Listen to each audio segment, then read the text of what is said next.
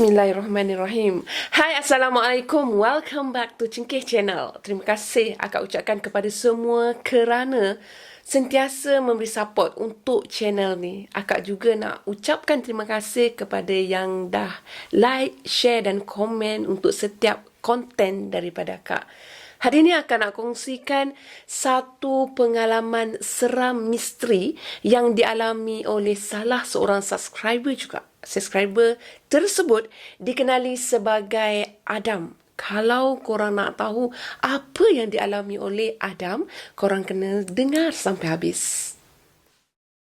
Bismillahirrahmanirrahim. إذا زلزلت الأرض زلزالها وأخرجت الأرض أثقالها وقال الإنسان ما لها يومئذ تحدث أخبارها بأن ربك أوحى لها يومئذ يصدر الناس أشتاتا ليروا أعمالهم فمن يعمل مثقال ذرة خيرا يره ومن يعمل مثقال ذرة شرا يره. Pengalaman seram misteri yang dialami oleh Adam berlaku di sebuah restoran yang terletak di negeri Pahang. Kebanyakan di antara kita memang dah cukup kenal dengan restoran Adik Manja. Sebelum akak teruskan kepada perkongsian dari Adam, akak bagi info sedikit mengenai restoran Adik Manja.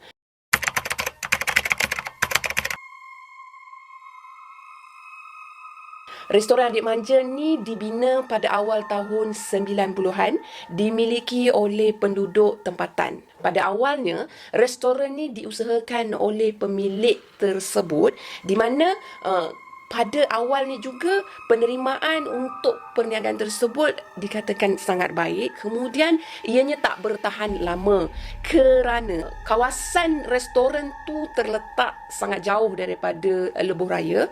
Kemudian restoran tu juga dikatakan tiada lampu jalan sehingga menyebabkan restoran tu kelihatan sangat suram, tiada daya penarik. Okey. Adik Manja pula diambil gelarannya daripada anak perempuan pemilik restoran tu, di mana anak perempuan pemilik restoran tu dikatakan sangat manja dengan ayah dia. So, nama tu diambil daripada anak manja tersebut. Akak ada juga menerima info bahawa restoran Adik Manja kemudiannya telah disewakan kepada penyewa-penyewa lain. Boleh dikatakan penyewa-penyewa tersebut juga tak bertahan lama. Kenapa ya? Adakah kerana restoran tersebut memang ada kejadian-kejadian misteri ataupun ada perkara lain yang berlaku di sebalik daripada kelemahan yang terdapat di restoran tersebut? Seperti yang akak maklumkan pada awal tadi, pemilik restoran asal telah mengusahakan restoran tersebut. Pada awalnya diusahakan di waktu malam, tapi disebabkan pencahayaan yang tak menarik, kawasan yang gelap, tak dikunjungi, tak nampak lah macam tu. So, pemilik asal tu telah menukar waktu perniagaan kepada waktu siang. Apa yang berlaku di sebalik waktu siang pula? Macam ni. Restoran tersebut terletak berdekatan dengan kawasan pertanian. Jadi, bila siang hari, kawasan pertanian tu setiap kali membaja je untuk pertanian mereka ni, mereka menggunakan baja tahi ayam. Bila dibajakan tahi ayam, maka lalat pun banyak. Jadi, pelanggan-pelanggan tak selesa dengan keadaan tersebut, menyebabkan kedai itu tak dapat nak beroperasi di waktu siang. So, selepas tu kedai itu disewakan untuk beroperasi di waktu malam. Tapi macam yang akak cakap juga tadi, penyewa silih berganti tanpa sebab yang kita semua boleh ketahui apa yang berlaku sebenarnya. Hanya mereka sahaja yang betul-betul boleh menjawab kepada persoalan ini. Akak juga dimaklumkan bahawa terdapat tim paranormal telah turun ke restoran tersebut untuk menjalankan tugas mereka. Akak tak pasti macam mana tugas mereka, tapi feedback daripada mereka tak menemui apa-apa pun dekat situ. Mereka menyatakan dengan jelas memang tiada perkara mistik berlaku dekat situ. Dan akak juga dimaklumkan bahawa penduduk setempat di kawasan tersebut juga memaklumkan bahawa mereka tidak menemui atau mengalami pengalaman misteri, pengalaman mistik di restoran tersebut.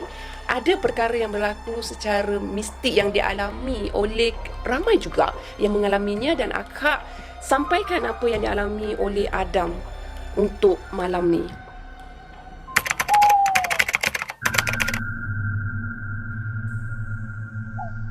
Apa yang berlaku kepada Adam sebenarnya? Macam ni.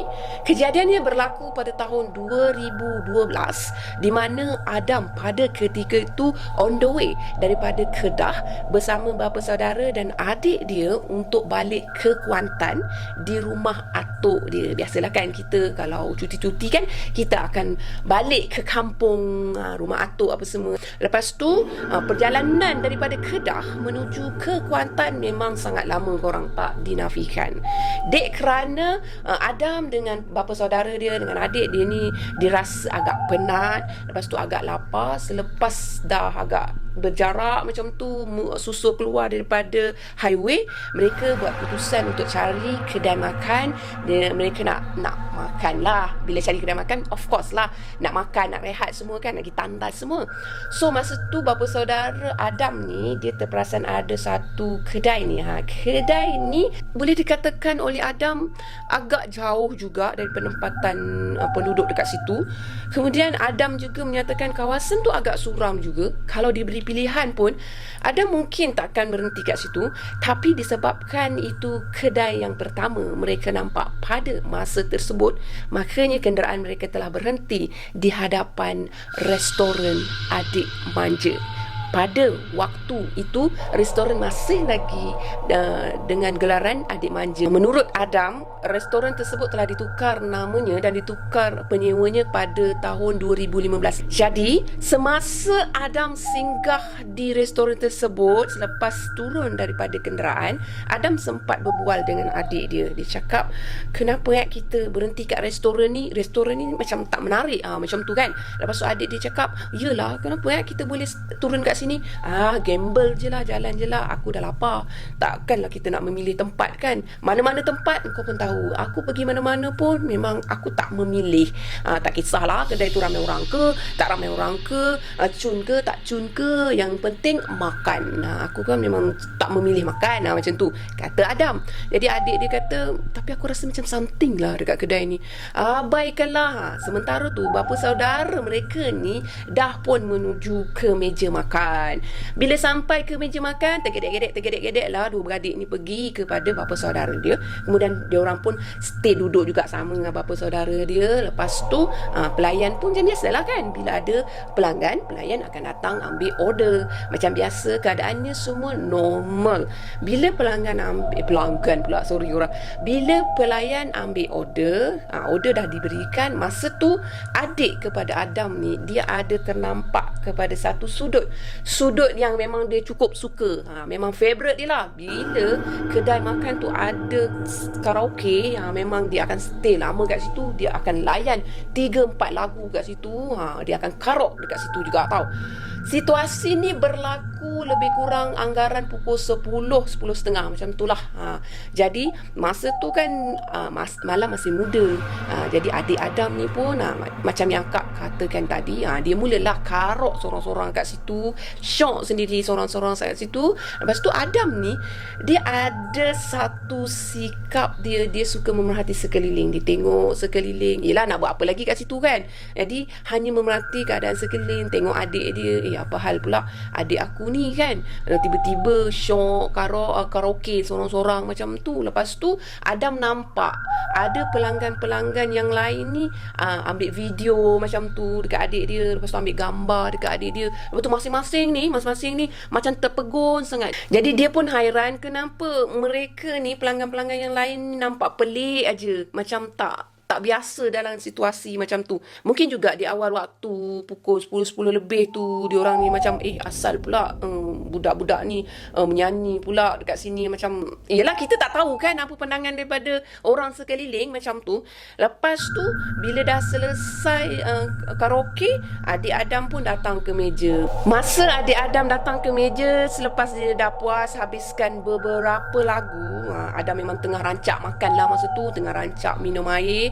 Lepas tu Adam dah tak peduli dah adik dia ni nak makan bila ke, lantak lah janji Adam boleh makan dulu apa semua kan. Lepas tu bapa saudara dia pun memang tengah kusyuk makan macam tu. Adik dia pun datang sambung makan apa semua. Lepas tu bila diorang dah selesai makan apa semua, lepas tu diorang pun bayar macam biasa. Lepas tu diorang pun tinggalkan lah kedai tu, nak balik ke Kuantan lah, terus balik rumah atuk kan. So diorang tak ada rasa apa-apa yang pelik pun pada kedai tu. Cuma masa berjalan daripada restoran tu, kejap kedai kejap restoran tak apalah, korang boleh terima masa keluar daripada restoran tu, Adam ada cakap dekat adik dia, kau tak pelik ke masa kau nyanyi tadi? Kau perasan tak pelanggan-pelanggan kat sini macam tengok kau tu macam pelik sangat, macam kau ni artis. Aku rasa macam tu lah. Macam tu. Jadi adik dia pun cakap, yelah aku pun perasan sebenarnya. Aku rasa betul lah, restoran ni memang something lah. Dari awal lagi memang aku dah agak memang ada something kat sini. Macam tu kan.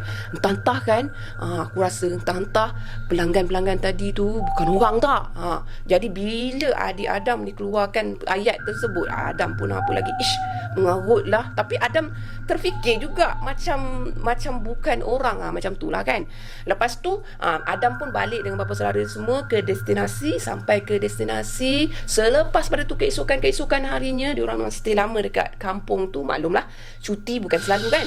Jadi Adam bersama dengan sepupu dia dekat situ. Dia terangkan lah, dia ada makan dekat sekian-sekian. Lepas tu dia bagi tahulah pelanggan dekat situ tak ramai mana pun. Keadaan kedai tu nampak macam suram, nampak macam pelik pun ya. Lepas tu dia cakap lagi, dia kata makanan kat situ aku tak rasa special pun. Air dia tawar. Lepas tu makanan dia pun macam tawar. Aku pelik lah, diorang ni memang masak tawar ke? Macam tu kan. Jadi dalam-dalam duk pokpek Adam tu dengan sepupu dia pun tanya dekat dia, kau makan kat mana? Cuba kau cakap kat aku. Kau cakap kau makan kat mana? Jadi Adam bagi tahulah lokasi kedai tersebut secara detail. Terkejutlah sepupu dia masa tu, sebab setahu sepupu dia kedai tu tak pernah buka dah sekian lama. Dah berbulan-bulan dah tak buka. Kalau tak percaya, Adam boleh pergi tengok sendiri kedai tu keadaannya di siang hari. Jadi Adam memang tak percayalah, tak logik lah. Aku tengok orang elok hidup, aku tengok makanan elok je, aku makan tak ada masalah apa semua kan. Adam memang makan lah dekat situ kan. Bapa saudara Adam tak tahu lagi perkara ni tahu. Lepas tu dalam-dalam mereka hampir juga bertengkar disebabkan perkara tersebut. Adam telah diberi satu panduan di mana sepupu Adam minta Adam untuk Google. Kau cari dekat internet, kau Google kedai adik manja ni. Kedai ni memang dah famous tau tak, dengan kisah mistik tau. Jadi bila Adam Google, Adam cari, memang Adam jumpa pengalaman seram daripada orang lain dekat kedai tu. Alangkah terkejutnya Adam. Masa tu Adam cuma terfikirkan, apa yang aku dah makan, air apa yang aku dah minum, orang yang aku tengok tu siapa, orang-orang ramai. Patutlah mereka tu macam pelik je tengok adik aku nyanyi macam tu kan, macam tak pernah tengok je orang menyanyi macam tu kan. Lepas tu Adam dalam keadaan kebingungan. Kemudian Adam tak puas hati juga. Dia tetap juga katakan yang kedai tu memang betul-betul beroperasi pada malam tersebut. Jadi apa lagi yang nak dijelaskan kat situ? Sepupu Adam cakap, okay fine, kita pergi dekat kedai tu semula, kita tengok semula kedai tu dengan mata kepala sendiri. Yang kau tengoklah kedai tu puas-puas. Okey, jadi menggunakan pandu arah yang sama lah, sebab Adam bukan orang tempatan dekat situ. So Adam memang tak boleh nak alert pada kawasan tu. So melalui pandu arah yang memang Adam target lah adik manja kan. Kita Google tengok macam mana dia punya perjalanan nak ke sana. Memang mereka pergi semula ke kedai tersebut, masa tu alangkah terkejutnya Adam apabila Adam melihat sendiri keadaan kedai tersebut memang tak sama macam apa yang dilihat pada malam tersebut. Walaupun memang kedai tu agak suram, tapi sekurang-kurangnya di siang hari biarlah ada nampak macam kedai tu hidup untuk malam hari. Maksudnya macam ni, kalau malam berniaga, siang akan menampakkan kedai tu macam terurus tau. Tapi apa yang Adam perhatikan, keadaan sekeliling kedai tu penuh dengan daun-daun kering, malah terdapat sawang-sawang yang berada di kawasan kedai tu.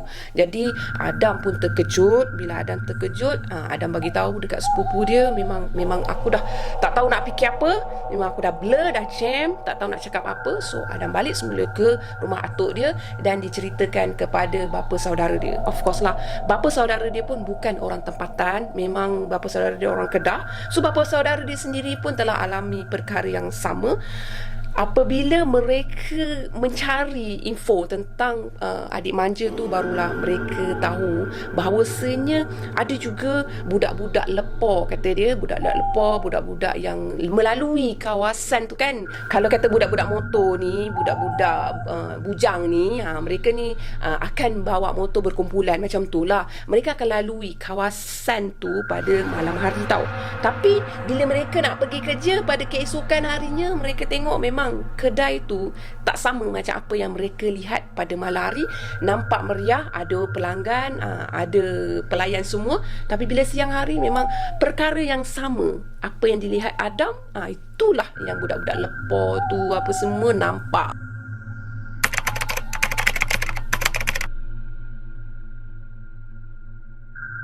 Pengalaman seram misteri yang dialami oleh orang lain, dan orang yang akan maksudkan tu memang bukan penduduk tempatan dekat situ juga, di mana pada masa kejadian, akak tak sure bila, tapi masa tu orang yang akan maksudkan tu dia bawa van yang memuatkan barang-barang office dia. So dia melalui pada kawasan tu dan van dia memang rosak dekat situ. Masa tu dia berdua bersama dengan rakan sekerja. Van dia berosak betul-betul di hadapan restoran adik manja. Masa van dia rosak pada waktu malam tersebut, dia ada nampak restoran adik manja tu memang meriah keadaannya, di mana ramai pelanggan-pelanggan yang berada di restoran tersebut. Masa tu dia ada bagi tahu pada rakan dia, dia kata restoran ni macam best je kan. Lepas tu dia tengok situasi restoran tu nampak normal, nampak macam menarik. So dia ajak pada kawan dia ni untuk minum dekat situ, rest sekejap dekat situ, sementara menunggu kenderaan daripada rakan lain untuk pick up dia orang dekat situ, sebab van dia memang dah tak boleh nak bergerak. So rakan dia ni tak berminat pun nak masuk ke kedai tu. Dia tak rasa pun nak minum air ke apa ke. Jadi rakan yang mengajak tadi ni, dia hanya memandang je lah pada restoran tu. Jadi dia pun tak rasa macam nak masuk lah kat situ, sebab rakan dia pun tak nak masuk. So dia orang stay dekat van tu. Masa stay kat van tu, memang mereka ada nampak situasi di kawasan restoran tu sama seperti yang dikongsikan oleh Adam. Cuma bezanya kat situ, Adam nampak restoran tu agak suram, tapi mereka berdua ni nampak restoran tu agak menarik sangat-sangat dengan lampu-lampu kat situ, dengan orang yang begitu ramai. Berbanding Adam hanya nampak beberapa orang pelanggan saja yang masuk ke restoran tersebut. Jadi bila rakan mereka yang datang untuk ambil mereka balik dulu macam tu, so keesokan harinya mereka berdua ni datang semula dekat van tu nak repair van tu. Masa mereka sampai dekat van tu siang hari lah, tak tahulah pukul berapa kan. So mereka terkejut tau bila mereka tengok restoran yang mereka nampak meriah malam tadi ternyata kelihatan sangat-sangat usang. Nampak macam restoran tu tak terurus langsung. Nampak restoran tu macam yang tak ada daya penarik. Macam mana nak cakap kan, kalau kita kata bisnes dijalankan malam, siang hari kerusi-kerusi dia pun nampak agak tersusun. Tapi kerusi dia macam tonggang langgang macam tu. Daun-daun kering pun memang banyak. Kita boleh imagine kan kedai yang dah lama tak beroperasi tu macam mana. So mereka berdua berdua merasa sangat terkejut dan bersyukur sebab mereka tak pun masuk ke kedai itu untuk makan, berbanding dengan Adam. Adam memang dah masuk, dah makan dan dah merasai masakan yang dikatakan tawar tersebut.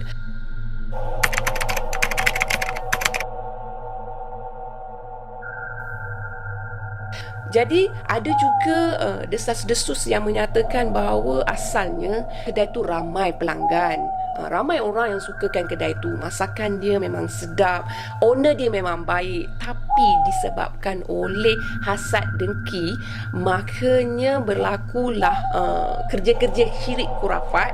Maksudnya adalah yang tanam something dekat kedai itu, adalah yang letakkan sesuatu kat kedai itu, sehingga menyebabkan kedai itu berlaku perkara-perkara yang misteri macam ni. Maksudnya orang yang lakukan tersebut tu tak nak kedai tu terus maju macam tu. Akak berpesan lagi, perkara-perkara syirik dan khurafat dilarang dan dicegah dalam Islam tau. Jangan buat dan jangan sesekali mendekati.